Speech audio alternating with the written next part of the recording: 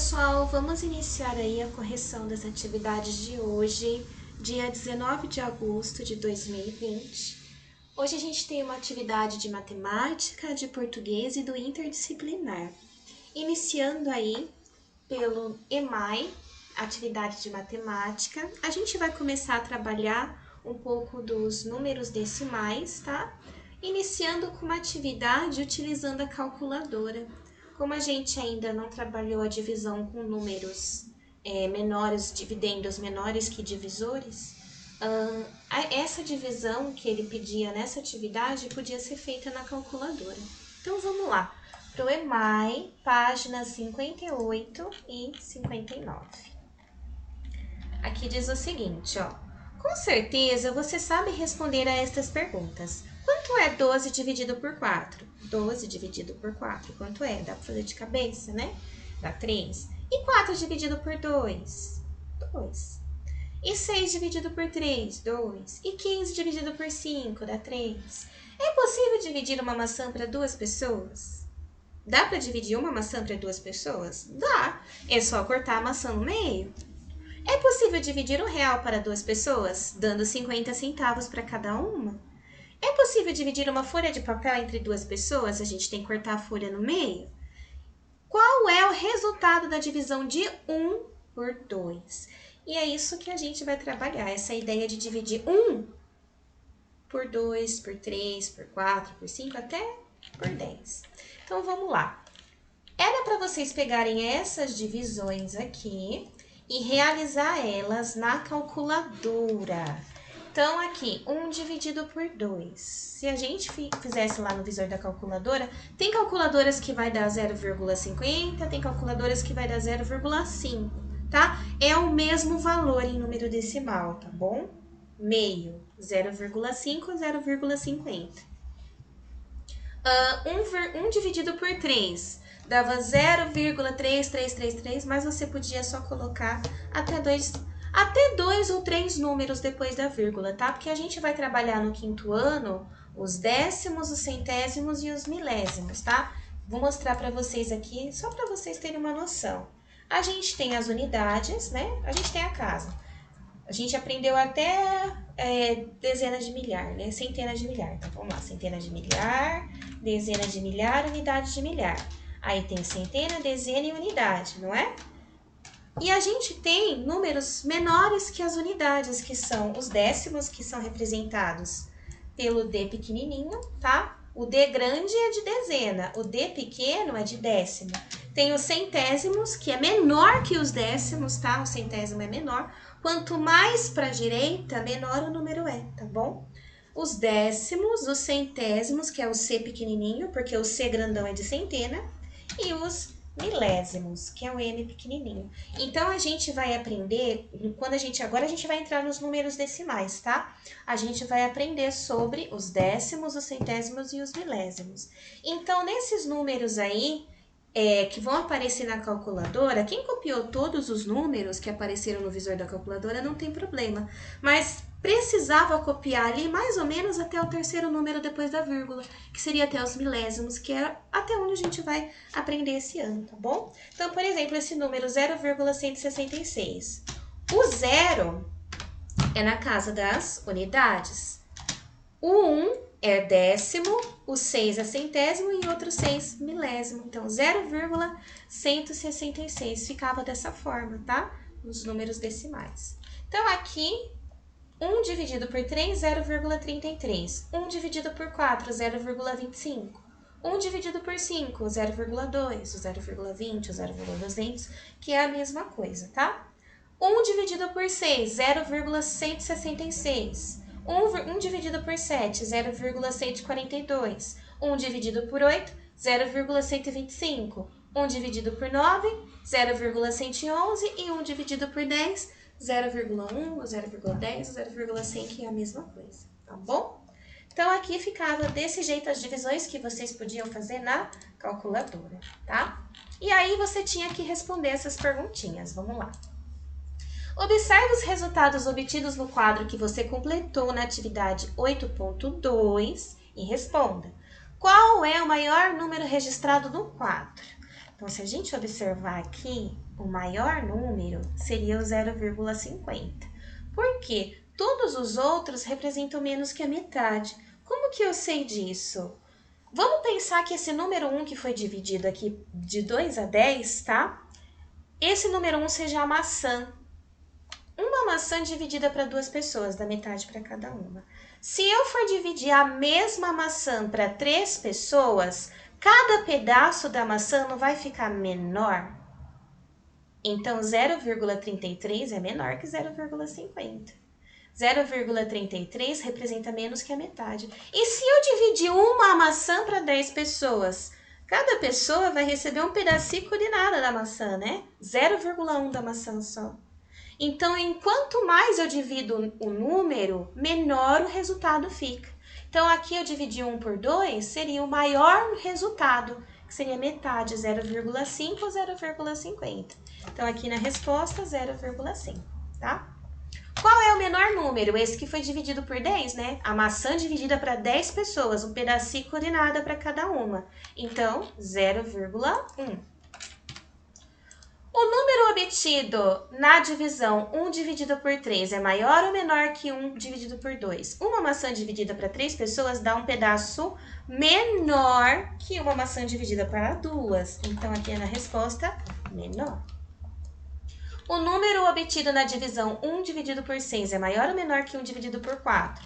1 dividido por 6 dá 0,166. Vou até circular. 0,25 e 0,166. Se a gente for colocar esses dois números aqui na casa dos centésimos, dos décimos, centésimos e milésimos, a gente consegue observar por que 1 dividido por 4 é maior que 1 dividido por 6. 0,25. Tá vendo aqui nas casas decimais, 0,25 e 0,166? Você deve pensar assim, 166 é maior que 25, só que não é exatamente 25 aqui. A casa dos milésimos não está completa. Quando não está completa, a gente completa com 0. Então, na verdade, o 25 é 250, tá? 2 décimos, 5 centésimos e 0 milésimos. 0,166 tem quantos décimos? Um só, não é? A casinha dos décimos aqui, ó. 0,250 tem 2 décimos e 0,166 tem apenas 1 décimo. Então, o número maior seria 1 dividido por 4, tá? Então, aqui eu vou colocar na resposta, ó, o número obtido na divisão 1 dividido por 6 é maior ou menor que 1 dividido por 4? Menor, tá? O número obtido na divisão 1 dividido por 10 é maior ou menor que 1 dividido por 8? Mesma coisa, ó. 1 dividido por 8 tem 1 centésimo, 1 décimo, 2 centésimos e 5 milésimos. E aqui no caso do 1 dividido por 10 é como se fosse 0,100. Então, tem 1 décimo, 0 centésimos e 0 milésimos. Então, 0,125 é maior que 0,100. Sempre que vocês estiverem em dúvida, preencha as casas decimais com 0 para você saber qual número é maior, tá? E compara eles para saber qual que é maior. Então, aqui, ó, o número obtido na divisão 1 dividido por 10 é maior ou menor que 1 dividido por 8? Menor. O que você percebeu nos resultados da divisão de 1 por outro número natural? Que os resultados são números menores que 1, né? São números menores que 1, dá 0, alguma coisa, tá bom? Será que isso acontece também em divisões com outros números naturais? Tente usar outro número diferente de 1, dividindo-o novamente por 2, 3, 4, como fez na atividade anterior. Então, eu escolhi o número 2. Vocês poderiam escolher qualquer outro número, tá? Eu fiz a divisão aí de 2, eu só não fiz a do 10, que eu vou colocar agora aqui. Vamos lá. 2 dividido por 10, tá? Se a gente for fazer na calculadora, 2 dividido por 10. 2 dividido por 10 dá 0,2, tá? Então, aqui eu fiz todas as divisões com o número 2. 2 dividido por 2 dá 1. 2 dividido por 3, 0,666. 2 dividido por 4, 0,5, 0,500, tá? 2 dividido por 5, 0,4. 2 dividido por 6, 0,333. 2 dividido por 7, 0,285. 2 dividido por 8, 0,25. 2 dividido por 9, 0,22. E 2 dividido por 10, 0,2 ou 0,20 ou 0,200, que é a mesma coisa. Para decidir qual dos resultados é o maior número, o que você deve fazer? Comparar as casas decimais, tá? Quais são essas casas decimais? Décimos, centésimos e milésimos, tá bom? A gente compara primeiro os décimos, porque é maior, tá? Décimo é maior que centésimo. Centésimo é maior que milésimo. Quanto mais para a direita, menor o número fica, tá bom? Então, a gente compara as casinhas decimais, que nem eu fiz aqui, ó. Tem 2 décimos e aqui tem um só. Então, 2 é maior que 1, 250 é maior que 166, tá bom? Formule uma regra para comparar números racionais expressos na forma decimal. Deve-se, deixa eu escrever com letra grande, né? Deve-se comparar as casas decimais da esquerda para a direita, pois quanto mais para a direita, menor o número. Tá? Então, da esquerda para a direita, tá? Essa é uma forma de formular uma regra. Comparar as casinhas decimais, décimos, centésimos e milésimos. Décimo é maior, centésimo menor, milésimo menor ainda, tá bom? Então, quanto menor o número, mais para a direita ele vai, tá bom? Então, aqui, página 58 e 59, era para fazer isso na atividade de matemática. Agora, a gente vai para a atividade de português, variações do verbo tempo e pessoa, da página 139 até a página 141. Então, vamos lá. Releia a frase abaixo. Você já foi chamado de pré-adolescente? Em que tempo está a forma verbal destacada? Foi chamado, passado. Como ficaria a frase escrita no presente? Reescreva.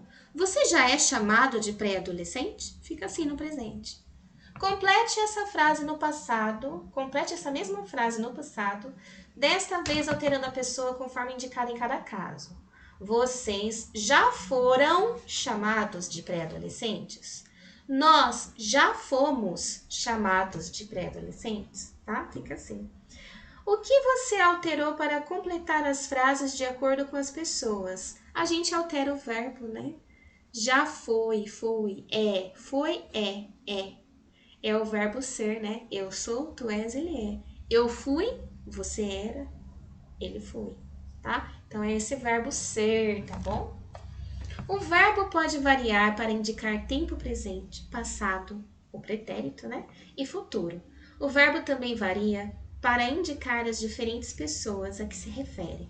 Eu, nós, você, vocês, ele, ela, eles, elas. Variar a forma do verbo para indicar tempo ou pessoa é conjugar o verbo, tá? Então, quando você altera o verbo de acordo com o tempo e a pessoa, isso se chama conjugar o verbo. Uso de tu e vós. Em algumas regiões do Brasil, é empregado o tu em vez de você. Por exemplo, em uma frase como tu chegas muito tarde hoje, tá? Então, tem algumas regiões do Brasil que eles não usam você, usa tu.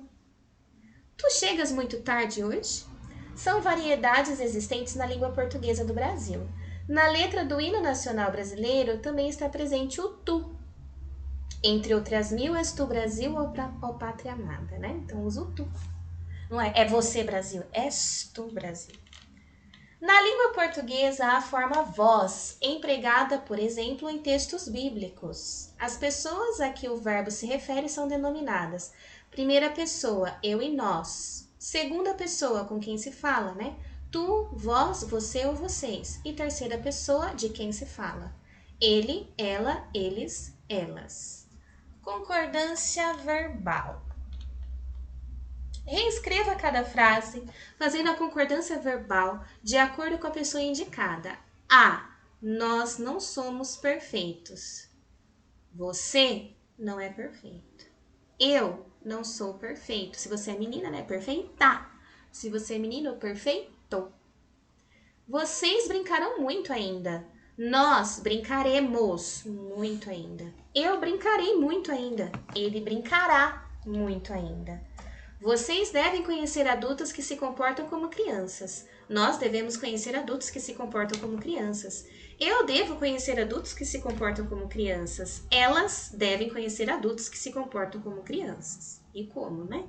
Os verbos apresentaram variações para concordar com as pessoas a que se referiram. Chamamos essas adequações de concordância verbal. Então, quando eu pego um verbo e altero ele de acordo com a pessoa e com o tempo, eu faço aí uma concordância verbal. O verbo concorda com a pessoa e o tempo em que aquilo está acontecendo. O verbo falar. Falar na primeira pessoa do singular no passado. Eu falo. Eu falei. No presente, eu falo. No futuro, eu falarei. Então, a gente vê que o verbo ele se altera para concordar com a pessoa e com o tempo, tá? Pessoa. Eu, tu, ele, nós, vós, eles, né? Você também, no lugar de tu. Ou o tempo, né? Passado, presente e futuro. Releia a frase a seguir do texto. Pré-adolescente é criança? Vou contar uma coisa. Quem usa essa expressão tem pressa que a infância acabe logo. A que pessoa o verbo destacado está se referindo? Vou. Eu vou. Então, é a primeira pessoa do singular. Eu. Aí você faz um xizinho. Aí a gente tem aqui para organizar o nosso estudo sobre verbo, tá? Verbo, palavra que varia para indicar tempo. Quais são os tempos verbais? Passado, presente e futuro. Palavra que varia para concordar com a pessoa em número, tá? Do singular, eu. A primeira pessoa do singular é eu. E a primeira pessoa do plural é nós. A segunda pessoa do singular, tu ou você. E do plural, vós ou vocês. E a terceira pessoa do singular, ele, ela. E do plural, eles, elas. Então, ficava assim o esqueminha final aí do nosso estudo sobre os verbos. E por último, a gente tinha uma atividade do interdisciplinar, página 98 e 99. Então, vamos lá para a página 99. As religiões monoteístas, tá? O que são religiões monoteístas?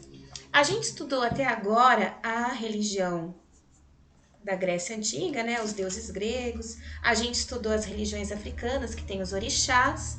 E também a gente tem aí as religiões monoteístas, que não tem vários deuses.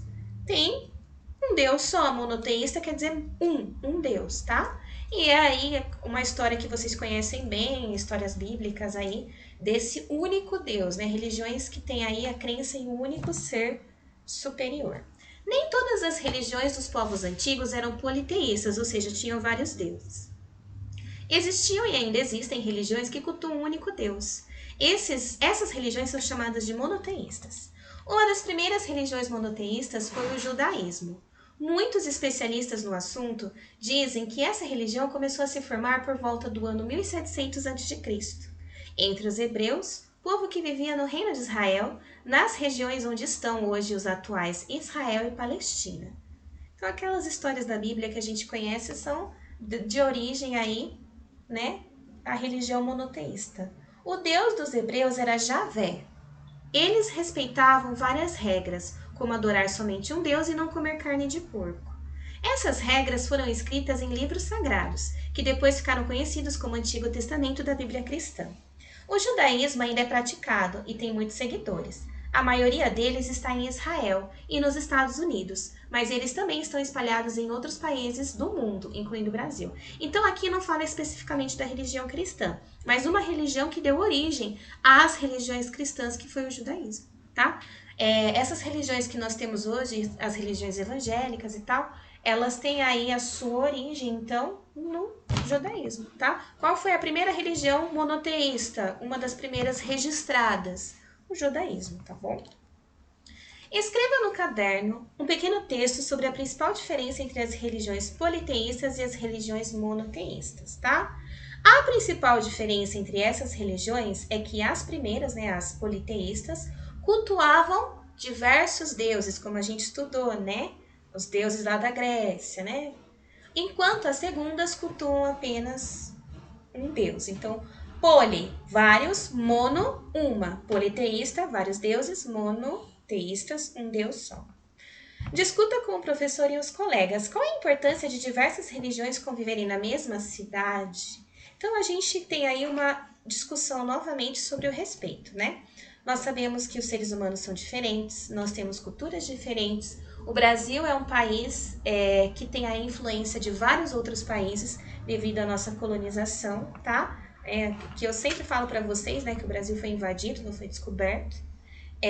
Trouxeram para cá religiões da Europa e também veio uma influência das religiões africanas, porque os negros eles foram trazidos, escravizados aqui no Brasil, né?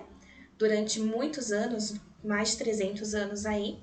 Então a gente tem aí uma mistureba mesmo, influência de várias culturas. A gente tem povos que vieram da Itália, os italianos migraram para cá depois da abolição da escravatura. A gente teve invasão dos franceses, dos holandeses.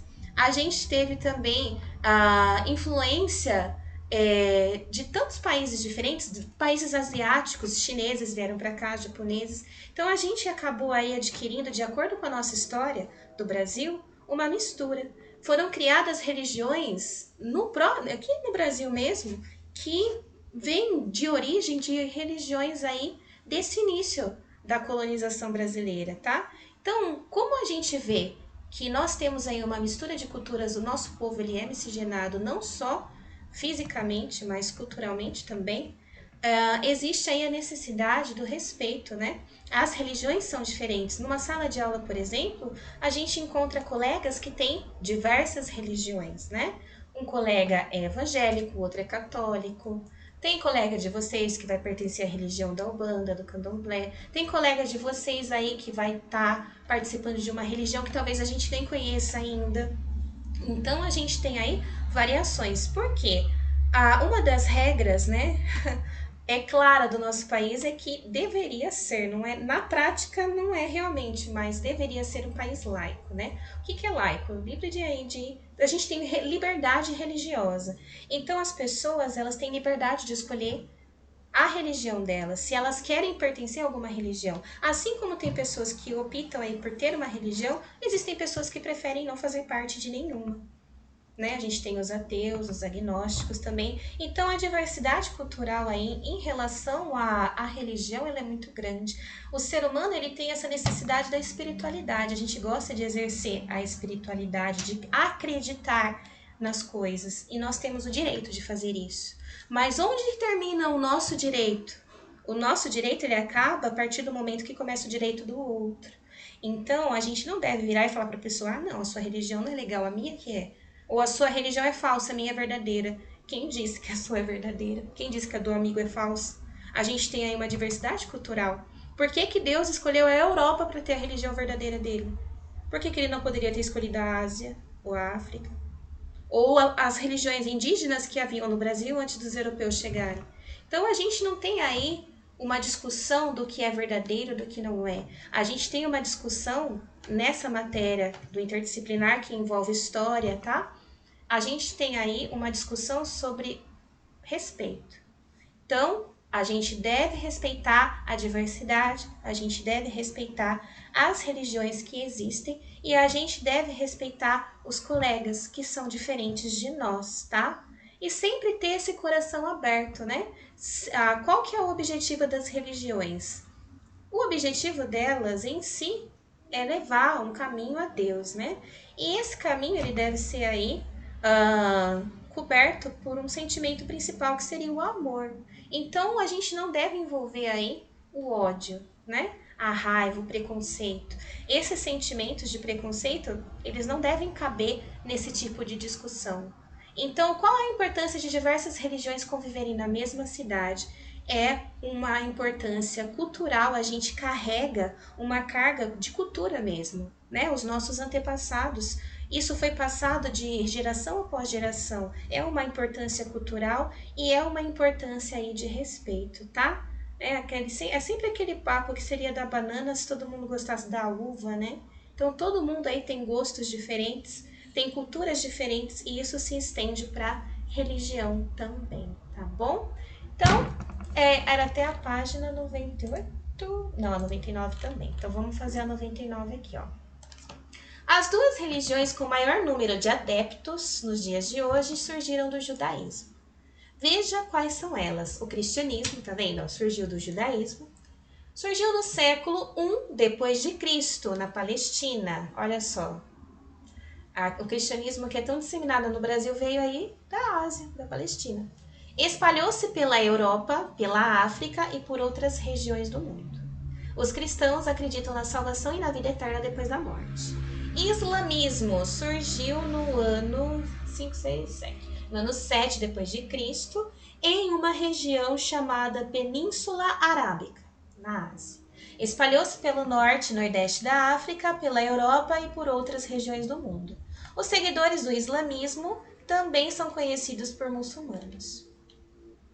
Atualmente, há mais de 2 bilhões de cristãos e mais de 1 bilhão de muçulmanos espalhados por todos os continentes. As duas religiões cultuam somente uma divindade, Deus para os cristãos e Alá para os muçulmanos, e estimulam as boas ações e o cuidado com o próximo. Além disso, ambas possuem livros sagrados que servem de base para a prática religiosa. O cristianismo está baseado nos ensinamentos da Bíblia e o islamismo nos do Alcorão.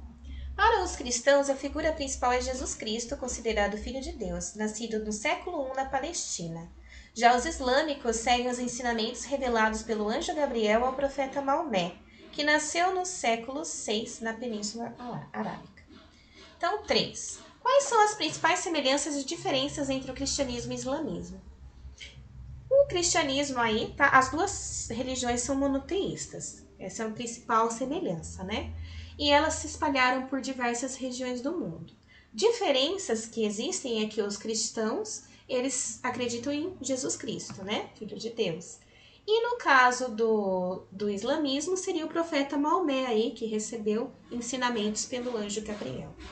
Converse com os colegas sobre a religião de cada um. Lembre-se de que precisamos ser tolerantes e que todas as religiões devem ser respeitadas. Então, a 4 aí envolvia uma reflexão, né, sobre as religiões. Às vezes, dentro da casa da gente mesmo, as pessoas têm religiões diferentes. Acontece. O irmão, a irmã, o tio, a tia foi para outra religião, prefere estar em outra religião. Então, aí uma reflexão sobre o respeito, né, a tolerância religiosa, tá bom? Então, a gente estudou aí um pouco de história, conversou um pouco aí sobre o respeito, sobre uma parte aí de ciências sociais, né? E as atividades de hoje eram essas. Qualquer dúvida, então, é só mandar para mim. Um beijo, tchau!